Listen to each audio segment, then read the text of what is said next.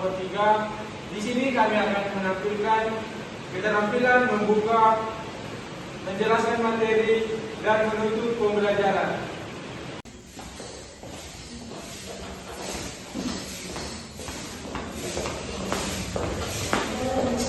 Selamat pagi semuanya. Pagi. Apa kabar semuanya? Baik. Oke, sebelum kita mulai pelajaran kita pada saat ini, mungkin dari kelas boleh pimpin doa kita. Baik, Bu. Silahkan Ardian Pak. Baik, mari kita berdoa sesuai agama dan kepercayaan kita masing-masing. Berdoa dimulai.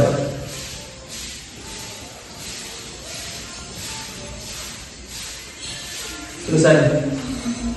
Baik, terima kasih Bapak Ketua kelas telah pimpin kita dalam doa. Baik, selanjutnya Ibu akan share kehadiran kalian. Yang pertama ada Vito Marpau. Hadir, Bu. Selanjutnya Amanda Iwanto. Hadir. Agnes Mendrova. Hadir, Bu. Anjay Lope. Hadir, Bu. Adiansa. Hadir, Bu. Oke, hari ini hadir semua ya. Jadi hari ini kita akan belajar mengenai perkembangan sejarah komputer. Namun terlebih dahulu, apakah dari kalian ada yang mengetahui mengenai sejarah komponen komputer? Belum, Bu. Oke. Oke, karena belum ada yang tahu, jadi di sini Ibu akan menjelaskan.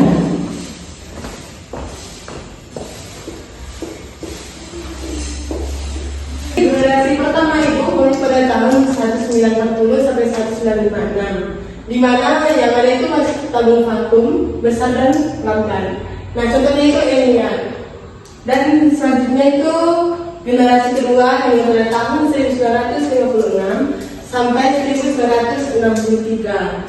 Nah, di sini menggunakan transistor lebih kecil dan lebih cepat. Bahasa pemrograman yang digunakan itu masih rendah, itu seperti assembly. Selanjutnya itu adalah generasi ketiga. Nah, generasi ketiga ini mulai pada tahun 1964 sampai 1971. Nah, pada generasi ketiga ini sudah mulai ada multitasking. Nah, pada generasi ketiga ini sudah ada muncul sistem operasi. Nah, selanjutnya generasi keempat itu mulai tahun 1971 sampai sekarang. Nah, pada generasi keempat ini sudah menggunakan mikroprosesor atau chip dan sudah muncul PC komputer seperti yang mungkin dari anak-anak sudah memiliki pada saat ini. Nah, selanjutnya itu pada generasi keempat itu lebih murah, lebih cepat dan efisien. Selanjutnya pada generasi kelima, yaitu adalah generasi yang pada saat ini, pada masa sekarang ini sampai masa depan. Pada generasi 5 ini lebih fokus pada kecerdasan buatan AI. Nah, seperti yang anak-anak ketahui, bahwa pada sekarang ini sudah banyak sekali yang menggunakan kecerdasan buatan ini. Nah, seperti sistem pembelajaran, toko-toko maupun alat-alat bantu rumah tangga. Sudah banyak sekali menggunakan kecerdasan buatan AI ini. Nah, selanjutnya itu pada generasi 5 itu semakin cerdas dan interaktif. Itu tadi seperti yang sudah Ibu jelaskan, di mana kecerdasan buatan ini sudah sangat banyak membantu pekerjaan manusia sekarang ini. Nah, selanjutnya itu teknologi seperti yang digunakan itu teknologi seperti quantum computing mulai berkembang. Nah, mungkin pada saat ini Ibu jelaskan mungkin anak-anak kurang memahami karena belum tahu bagaimana gambarnya, supaya lebih dapat dipahami. Nanti pada pertemuan selanjutnya Ibu akan membawa proyektor dan menjelaskan sedikit ulang mengenai yang telah Ibu jelaskan pada hari ini supaya anak-anak lebih dapat mengerti dan memahami. Jadi sampai di sini ada yang ingin bertanya atau sudah paham semua?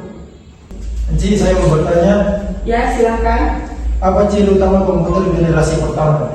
Nah, jadi seperti yang Ibu jelaskan tadi, ciri-cirinya itu ya adalah komputer pada generasi pertama itu sudah menggunakan tabung vakum, berukuran lebih besar dan cara kerjanya itu masih lambat, seperti yang telah Ibu jelaskan seperti tadi.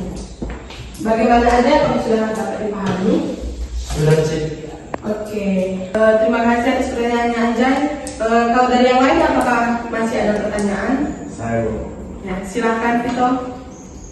multitasking yang seperti apa yang terdapat di komputer generasi 3, Bu? Saya belum mengerti di situ. Baik, pertanyaan yang bagus sekali anak-anak. Bagus sekali. Nah, jadi pada generasi ketiga itu multitasking yang digunakan itu adalah kemampuan untuk menjalankan program secara bergantian. Itu seolah-olah itu dapat berjalan secara bersamaan. Nah, contohnya itu adalah komputer bisa mencetak dokumen dan sekaligus sambil menjalankan perhitungan data. Apakah bisa dimengerti? Seperti yang Ibu jelaskan terlebih dahulu tadi, jadi anak-anak perkembangan komputer itu mulai dari yang sederhana menjadi mesin canggih yang mempermudah aktivitas manusia. Baik, semuanya cukup sekian materi kita pada hari ini. Namun sebelum itu, mungkin dari kalian ada yang boleh menyimpulkan materi kita pada hari ini? Saya, Bu. Baik, silakan Amanda. Baik, terima kasih. Jadi kesimpulan yang saya ambil, perkembangan dan alat hitung sederhana menjadi mesin canggih yang mempermudah sebagai aktivitas manusia. Ya, bagus sekali. Oke, baiklah. Jadi untuk tugas kita evaluasi pembelajaran pada hari ini, nanti Ibu akan kirimkan tugas di grup WA. Jadi batas waktunya itu sampai batas waktu minggu depan. Baik, sebelum kita pulang, karena tadi dibuka oleh doa, sekarang kita tutup dengan doa. Mungkin dari Agnes boleh pimpin kita dalam doa. Baik, teman-teman, kita bisa berdoa. Amin. Terima kasih semuanya. Selamat siang. Siap, Bu.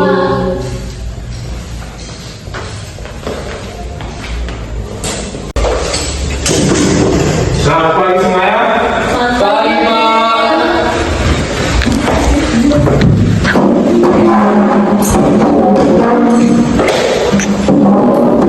Apa kabar untuk hari ini? Baik. Baik, semua dalam keadaan sehat walafiat ya. Sebelum kita memulai kegiatan pembelajaran pada hari ini, benar minta untuk ketersediaan dari ketua kelas untuk membawakan doa terlebih dahulu. Baik, sebelum kita mulai pertanyaan hari ini, baik kita berdoa sesuai gambaran persen kami masing-masing. Berdoa dimulai. Amin. Baik, saya ucapkan terima kasih kepada ketua kelas. Sebelum memulai kegiatan pembelajaran, benar-benar melakukan absen terlebih dahulu. Yang pertama, Agnes, Ada yang benar? Amanda, Ada yang benar? Ardiansyah, Ada yang benar? Anjan, Ada yang benar. Silvi, Hadir. ada semua di sini semua. Baik anak-anak, materi pada pertemuan kali ini yaitu jenis-jenis gerbang logika. Ada yang masih ingat pada pertemuan minggu lalu pengertian dari gerbang logika? Saya, Pak. Dipersilakan Amanda. Jadi gerbang logika atau dalam bahasa Inggris disebut dengan logic gate adalah dasar pembentuk sistem elektronika digital yang berfungsi untuk mengubah satu atau beberapa masukan menjadi sebuah sinyal keluaran atau logis. Sekali Amanda. Jadi pada pembelajaran hari ini, Bapak harap setelah pembelajaran ini anak-anak bisa mengerti jenis-jenis dari gerbang logika. Dan di pertemuan kali ini kita akan berfokus di gerbang logika yang pertama yaitu gerbang AND, OR, dan NOT. Langsung saja.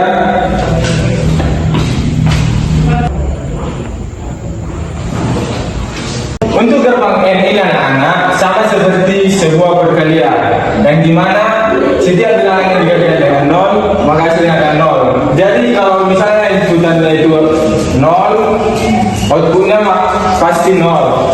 Jadi untuk menentukan output yang bernilai 1, maka kedua input tersebut harus bernilai 1. Sampai di sini ada yang mau ditanyakan anak-anak? Tidak, Pak. Kalau sudah tidak ada, Bapak akan lanjut ke gerbang logika yang kedua. Untuk gerbang logika yang kedua anak-anak, untuk simbolnya itu seperti ini. Dan untuk tabel kebenarannya, karena di sini menggunakan dua input, kurang lebih sama seperti di gerbang N yang tadi. Dan gerbang OR kali ini berbeda dengan gerbang N, kan yang gerbang N tadi itu bergantian. Di gerbang OR ini penjumlahan anak-anak. Jadi di sini 0 tambah 0 sama dengan 0. 0 1 tambah 0 1, 1 tambah 1. Nah, jadi anak-anak, di gerbang OR ini setiap input yang bernilai 1, jika ada input yang bernilai 1, maka output yang dihasilkan adalah 1. Sampai sini ada yang masih belum dipahami anak-anak? Untuk gerbang yang ketiga anak-anak, yaitu gerbang NOT, untuk simbolnya seperti ini. Kemudian kebalikan untuk menghasilkan output dari gerbang NOT itu anak-anak, kebalikan dari inputnya. Jadi jika inputnya bernilai 0, maka outputnya 1. Jika inputnya bernilai 1. Baik anak-anak, kali ini Bapak akan memberikan latihan soal.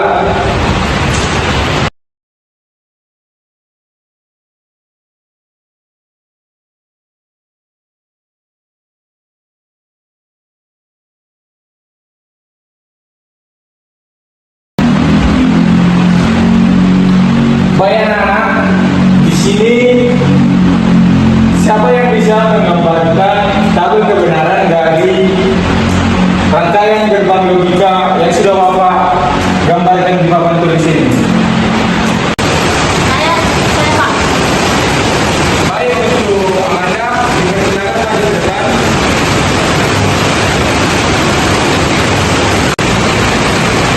Selesai Pak.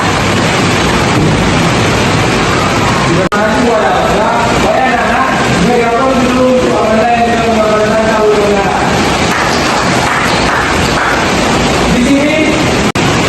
Di sini anak-anak, Bapak akan menjelaskan dari tabel kebenaran ini. Untuk yang pertama yaitu gerbang OR. Seperti yang sudah Bapak katakan tadi, gerbang OR ini sama dengan seperti jumlah. Jadi dari rangkaian gerbang logika yang dikerjakan ini, yang dikerjakan terlebih dahulu yaitu gerbang OR, kemudian AND, kemudian NOR. Langsung ke gerbang yang pertama yaitu gerbang OR.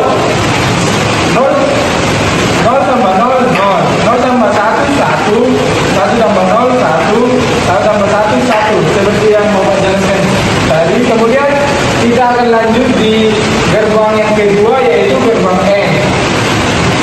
Untuk outputnya yaitu 0 0 0 1. Kemudian untuk gerbang yang ketiga yaitu gerbang OR. Untuk outputnya, output dari gerbang OR A tambah B ditambah A kali B yaitu 0 1 1 1. Kemudian output yang sudah dihasilkan ini anak-anak kita nolkan karena di sini ada 0. Untuk hasilnya yaitu 1 0 0 0. Jadi anak-anak, ini adalah hasil output yang dikeluarkan dari rangkaian gerbang logika yang sudah Bapak berikan ini. Baik, untuk tugas yang akan dikerjakan di rumah, gambarkan rangkaian gerbang logika yang menggunakan 2 gerbang AND dan 1 gerbang OR. Kemudian gambarkan tabel kebenaran dari rangkaian gerbang logika tersebut. Sekian materi pada pertemuan kali ini, dan untuk tugas yang telah berikan tadi akan dikumpulkan minggu depan. Karena tadi sudah diawali dengan doa, ada baiknya juga diakhiri dengan doa, dan saya minta ketersediaan dari salah satu murid-murid yang ada di sini. Dipersilakan, Agnes. Mari kita bersatu di dalam doa. Amin. Demikian untuk pertemuan hari ini, dan semoga apa yang telah dipelajari hari ini dapat bermanfaat. Dan untuk pertemuan minggu depan, Bapak harap semuanya mengerjakan tugas dan dalam keadaan sehat walafiat. Sekian dan terima kasih. Terima kasih.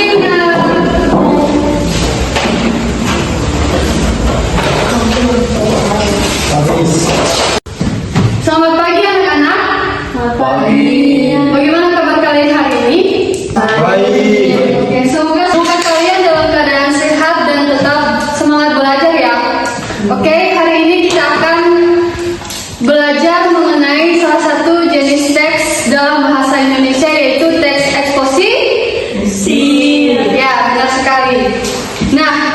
Siapa sih di sini yang sudah pernah membaca sebuah artikel atau opini dalam media sosial? Siapa? Saya. Ya, bagus sekali. Nah, sebagian besar dari itu adalah teks eksposisi.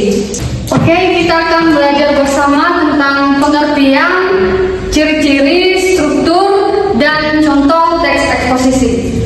Oke, anak-anak, sekarang kita masuk yang pertama yaitu pengertian teks eksposisi.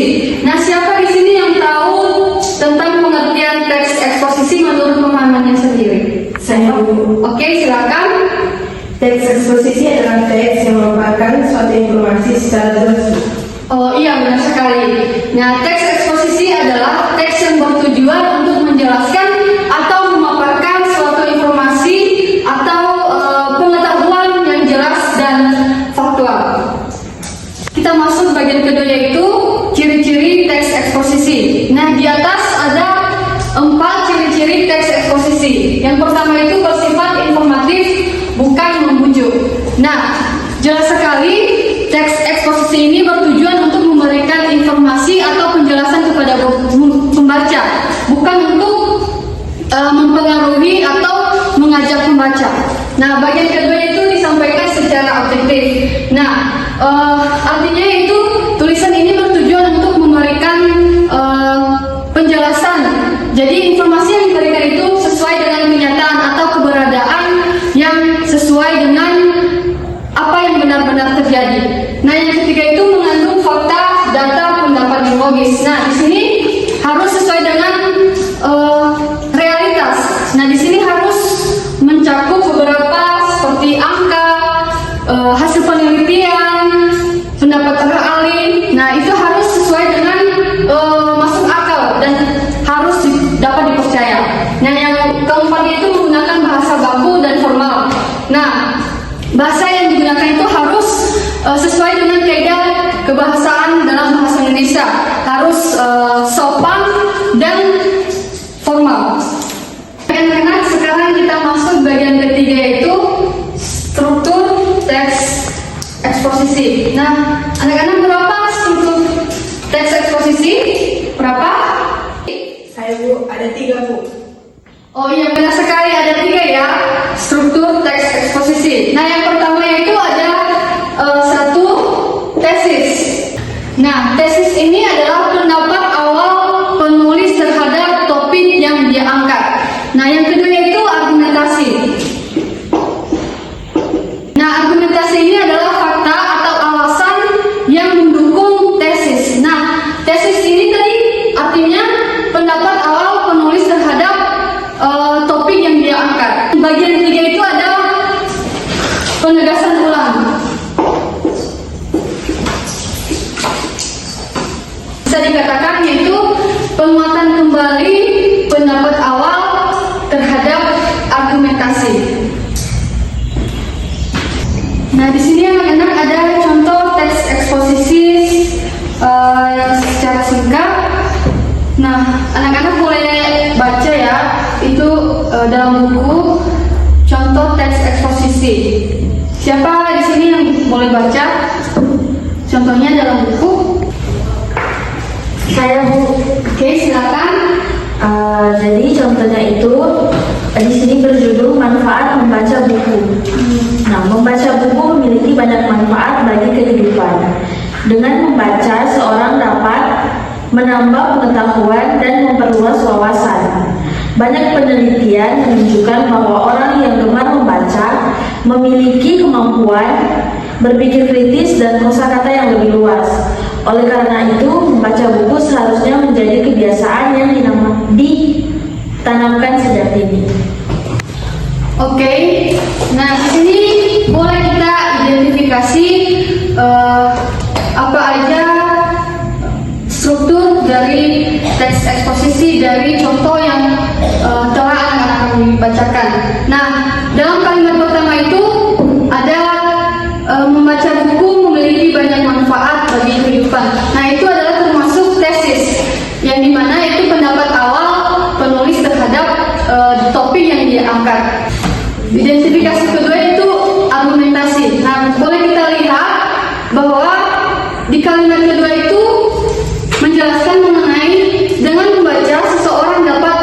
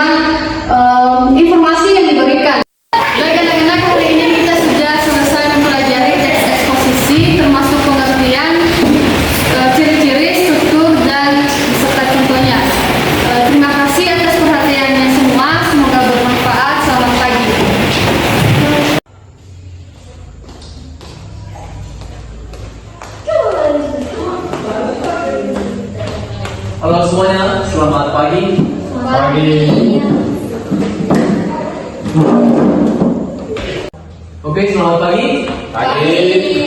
Oke, anak-anak semua, kita akan masuk pada materi pagi hari ini, yaitu tentang sistem operasi. Di sini sudah ada tahu apa itu tentang sistem operasi? Belum. Oke. Jadi sistem operasi itu juga memungkinkan pengguna menjalankan aplikasi, mengakses data, dan menggunakan perangkat seperti mouse, printer, dan keyboard, dan banyak lainnya. Jadi, contohnya, jika tidak ada sistem operasi di dalam komputer atau laptop, maka dia akan seperti laptop mati.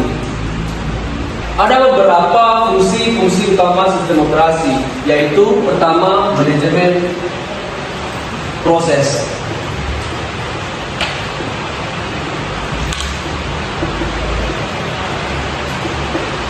Di sini atau ada yang tahu itu apa itu manajemen proses? Oke. Baik, kita masuk dalam pembahasan selanjutnya, yaitu fungsi-fungsi utama sistem operasi. Apa sih itu fungsi dari sistem operasi? Yang pertama itu adalah manajemen proses. Yang pertama, manajemen proses ini mengatur kita dalam proses-proses yang berjalan secara bersamaan atau multitasking. Contohnya, ketika kita menggunakan Office, tapi kita juga menggunakan atau memutar musik di belakang Office, itu yang dinamakan multitasking. Yang kedua, menjadwalkan proses agar CPU digunakan secara efisien. Dia manajemen proses maksudnya dia membuat CPU itu digunakan secara efisien. Oke, yang ketiga, dia juga menangani pembuatan dan penghentian proses. Masuk di bagian kedua, yaitu manajemen memori.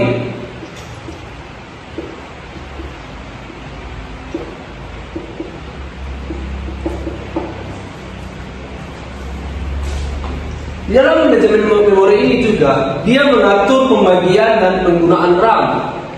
Dia mengatur di mana RAM dia yang membaginya. Kedua, menentukan memori yang digunakan oleh proses dan membebaskannya kembali. Maksudnya, ketika memori digunakan, dia otomatis atau dia yang membebaskannya kembali. Yang ketiga, manajemen memori juga mencegah proses satu mengakses memori proses lain. Artinya, ketika tidak ada yang bertabrakan pada saat penggunaan memori. Contohnya, ketika menjalankan game berat. Baik, masuk pada bagian yang ketiga, sistem operasi juga mengatur yang namanya manajemen perangkat input atau output. Maksudnya di sini, dia yang mengatur perangkat ketika terhubung seperti keyboard, mouse, printer, dan USB. Ketika kita menghubungkan printer dan keyboard ke dalam laptop atau komputer, dia yang mengatur itu sendiri, sistem operasi itu sendiri. Kedua, menggunakan driver untuk komunikasi antar perangkat. Maksudnya di sini driver itu adalah ketika kita melakukan print atau kita menggunakan printer, untuk menghubungkan printer dengan komputer, kita harus membutuhkan yang namanya driver. Driver itu contohnya sebagai sistem yang menghubungkan antara printer dan komputer, sehingga ketika sudah dihubungkan, dia akan bisa melaksanakan perintah-perintah yang komputer masukkan. Oke, masuk di bagian 4, yaitu dia juga mengatur tentang manajemen file.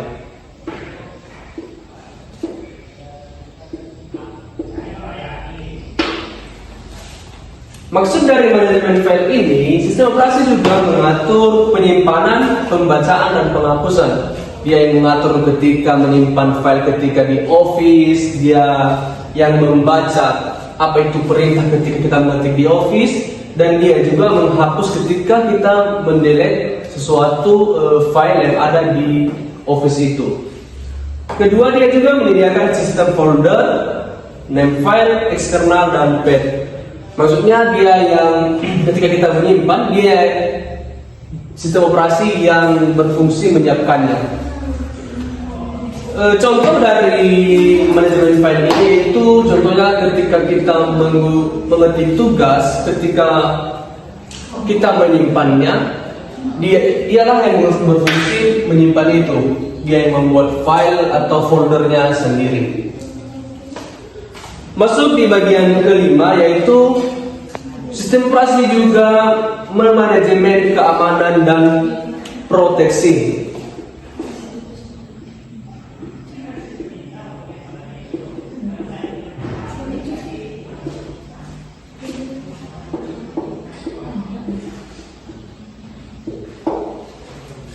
Manajemen keamanan dan proteksi.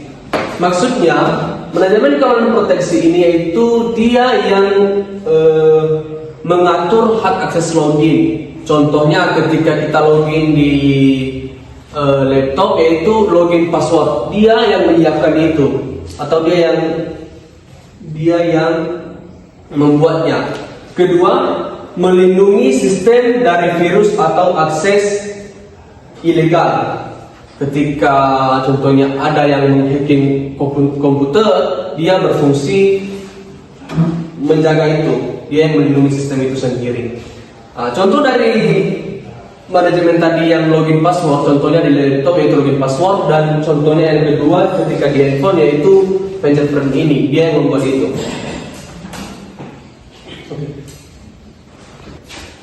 Oke, anak-anak, masuk di pembahasan selanjutnya, yaitu contoh sistem operasi yang sering kita gunakan dalam kehidupan sehari-hari. Contohnya yang pertama, sistem operasi yang kita gunakan itu ada Windows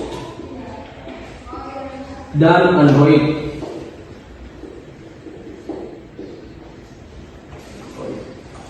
Jadi Windows itu aplikasi sistem operasi yang digunakan di laptop, sedangkan Android atau yang kita juga yang berkembang lainnya yaitu iPhone itu digunakan di handphone.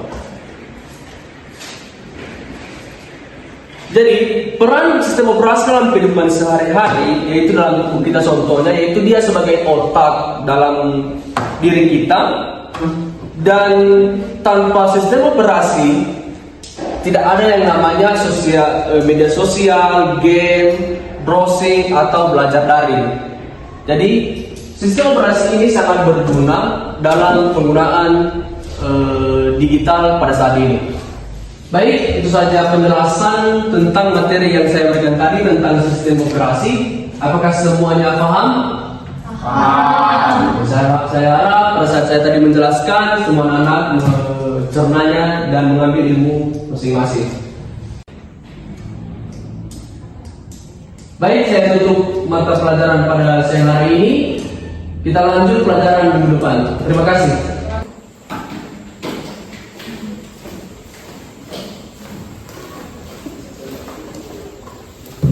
Selamat pagi semuanya. Oke, apa kabar hari ini? Baik. Oke, sebelum kita memulai pembelajaran kita di hari ini, alangkah baiknya kita awali dengan doa. Apakah salah satu dari kita dapat memimpin dalam doa? Mungkin ketua kelas? Saya Ci. Oke, baik, silakan. Mari kita berdoa. Amin. Baik, terima kasih untuk teman kita Anjay. Sebelum kita mulai pembelajaran kita di hari ini, sebelum itu saya akan memanggil absen terlebih dahulu. Yang pertama di sini Silvi, hadir Bu. Agnes, hadir Bu. Anjay, Hadir Bu. Yovito, Hadir Bu. Ardiansyah. Hadir Bu. Oke, berarti ada semua kan? Oke, baik semuanya. Jadi materi kita pada hari ini adalah struktur dan fungsi jaringan pada tumbuhan. Nah, ada yang sudah tahu tentang struktur dan jaringan pada tumbuhan? Belum, Bu. Nah, oke, jadi jaringan tumbuhan itu secara garis besar terbagi menjadi dua, yaitu jaringan meristem dan jaringan permanen. Nah, pada pertemuan kita kali ini kita akan membahas tentang jaringan meristem. Nah, jaringan meristem ini adalah jaringan yang sel-selnya aktif membelah dan memungkinkan pertumbuhan pada tumbuhan. Nah, Berdasarkan letaknya, jaringan meristem dibagi menjadi beberapa bagian. Yang pertama adalah jaringan meristem apikal, yang kedua adalah meristem lateral atau kandium, dan yang ketiga adalah meristem interkalar. Yang pertama adalah meristem apikal. Nah, meristem apikal ini terletak pada ujung batang dan ujung akar. Pada ujung batang terletak pada tunas, dan untuk apikal akar terletak dekat tudung akar, seperti pada gambar yang ada di sini. Ini untuk apikal pada tunas, dan ini untuk meristem apikal pada akar dekat tudung akar. Jaringan meristem apikal ini bertanggung jawab pada pertumbuhan, yaitu pada pertambahan panjang pada batang dan akar. Nah, sampai sini ada yang ingin bertanya?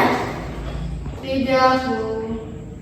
Oke, nah kita lanjut. Yang kedua adalah meristem lateral atau kandium. Nah, jaringan ini terletak sejajar dengan permukaan organ tumbuhan. Nah, contohnya seperti yang ada di gambar ini. Nah, jadi jaringan meristem lateral atau kandium ini bertanggung jawab untuk pertumbuhan sekunder, yaitu pertambahan diameter pada akar dan batang. Sampai di sini ada yang ingin bertanya? Tidak, Bu. Oke, kita lanjut.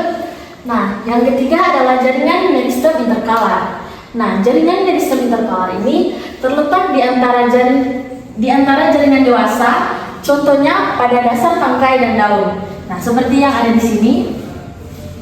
Ini salah satu contoh dari jaringan interkalar. Jaringan meristem interkalar ini berperan dalam pemajangan ruas batang dan pertumbuhan daun. Sampai di sini ada pertanyaan? Jika tidak ada pertanyaan, kita akan lanjut dalam fungsi-fungsi jaringan meristem. Nah, di sini ada beberapa fungsi dari jaringan meristem. Yang pertama adalah menghasilkan sel-sel baru untuk pertumbuhan dan perkembangan pada tumbuhan. Dan yang kedua, bertanggung jawab atas pertambahan panjang atau pertumbuhan primer dan diameter atau pertumbuhan sekunder pada tumbuhan.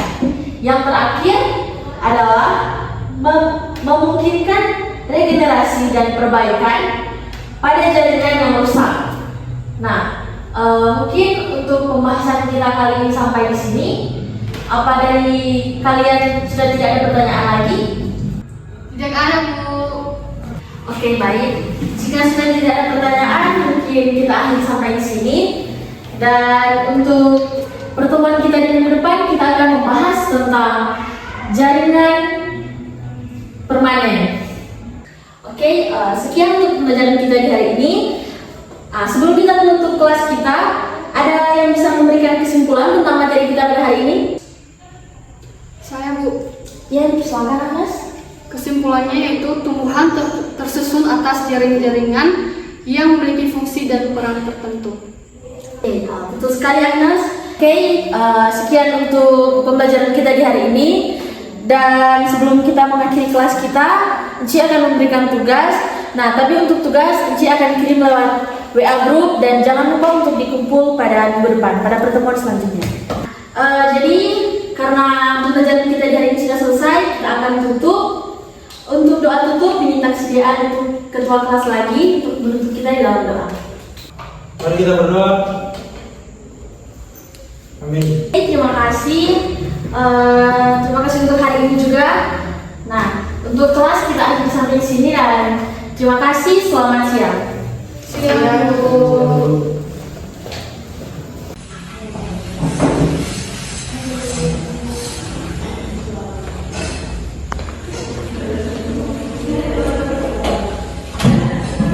Selamat pagi anak-anak. Selamat pagi. Apa kabar hari ini? Baik. Baik. Sebelum kita melanjutkan kegiatan pembelajaran kita di saat ini, alangkah baiknya kita awali dengan doa. Mungkin minta kesediaan dari ketua kelas. Saya boleh Baik, dipersilakan.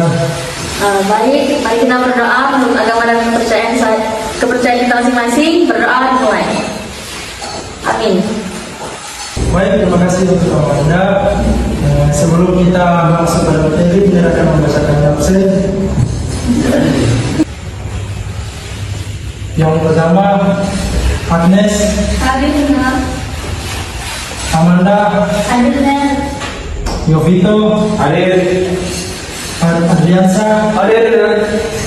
Silvi. Hadir benar. Baik, jadi materi kita di pertemuan kali ini adalah aplikasi matriks. Sebelum kita lanjut untuk membahas aplikasi matriks, kita tanya dulu apa itu aplikasi matriks. Baik, silakan Amanda. Jadi operasi matriks adalah cara untuk menggabungkan atau memanipulasi matriks untuk mendapatkan hasil yang diinginkan. Betul sekali. Jadi, operasi matriks adalah cara untuk menggabungkan dan memanipulasi matriks. Namun sebelum kita lanjut pada operasi matriks, di sini saya akan menjelaskan beberapa jenis operasi matriks. Baik, seperti yang kita ketahui bahwa pada pengoperasan matriks itu terdapat tiga jenis, yaitu penjumlahan matriks, pengurangan matriks, dan perkalian matriks. Baik, di sini kita akan masuk pada jenis yang pertama, yaitu penjumlahan matriks. Nah, di sini penjumlahan matriks itu adalah operasi yang dilakukan dengan menjumlahkan elemen-elemen yang sesuai dengan jumlah matriks. Seperti yang kita lihat pada contoh A sama dengan A, D, seterusnya D, A. Dan untuk D, di sini adalah C, D, dan D, C. Dan bagaimana untuk cara penjumlahannya? Di sini kita akan melakukan A dijumlah dengan D. Jadi untuk kolom yang pertama pada A dan D ini akan kita jumlahkan seperti ini.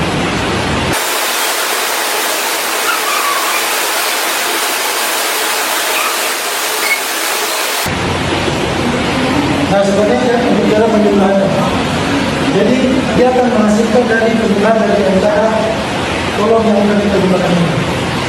Baik, kita akan masuk pada jenis yang kedua, yaitu pengurangan matriks. Di sini pengurangan matriks adalah operasi yang dilakukan dengan menggunakan elemen-elemen yang sesuai dari dua matriks. Nah, seperti yang kita lihat pada contoh di sini, A sama dengan dalam kurung A, B, B, A, dan di B dalam kurung C, D, D, C. Dan untuk cara pengoperasian pengurangan matriks, di sini kita akan mengurangkan dari A dan B. Baik, di sini kita akan masuk pada jenis yang ketiga, yaitu perkalian matriks. Apa itu perkalian matriks? Jadi perkalian matriks adalah operasi yang dilakukan dengan mengkalikan elemen-elemen yang sesuai dengan dua matriks. Seperti yang kita lihat pada contoh berikut, yaitu A tambah B adalah seperti ini. Maka cara mengoperasikan dengan melakukan perkalian pada A dan B. Seperti yang kita simpulkan pada pengoperasian matriks ini adalah walaupun cara pengoperasinya sama, namun hal yang membedakan adalah penjumlahan, pengurangan, dan perkalian. Baik, untuk yang soal kali ini adalah jenis yang pertama, yaitu penjumlahan matriks. Ada yang bisa menyelesaikan lakukan pekerjaan soal ini?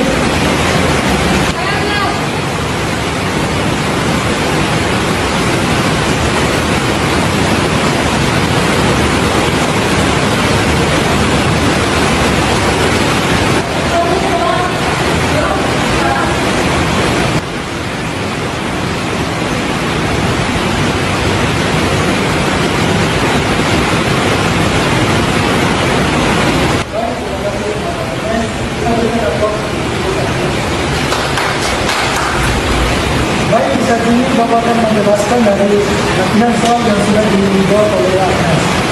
Seperti yang kita ketahui, di sini kita menggunakan jenis yang pertama, yaitu penjumlahan matriks. Jadi untuk cara penyelesaiannya sebagai berikut. Dan di sini soalnya adalah A 1,2, 3,4, dan B 5,6, 7,8. Jadi cara penyelesaiannya adalah A dijumlahkan dengan B. Di sini ditambah dengan 5, plus 2 ditambah dengan 6, 3 ditambah dengan 7, dan 4 ditambah dengan 8. Maka di sini dia akan menghasilkan dari 1 tambah 5 yaitu 6, 2 tambah 6 yaitu 8, 3 tambah 7 yaitu 10, 4 tambah 8 yaitu 12. Kira-kira begitu dari pembahasan ini. Ada yang masih belum mengerti? Kalau sudah mengerti, ini akan kasih tugas untuk dikerjakan di rumah. Namun tugasnya adalah kalian membuat latihan soal dari pengurangan matriks dan pengkalian matriks. Dan untuk pengembangan tugasnya di luar. Demikianlah pertemuan kita di saat ini. Namun sebelum menutup pertemuan kita, minta kesediaan doa dari salah satu teman kita di sini. Saya Baik, dipersilakan ya Vito. mari kita bersatu dalam doa menurut agama dan kepercayaan kita masing-masing. Berdoa dimulai. Amin. Demikianlah untuk pembelajaran kita di saat ini. Terima kasih, sampai jumpa.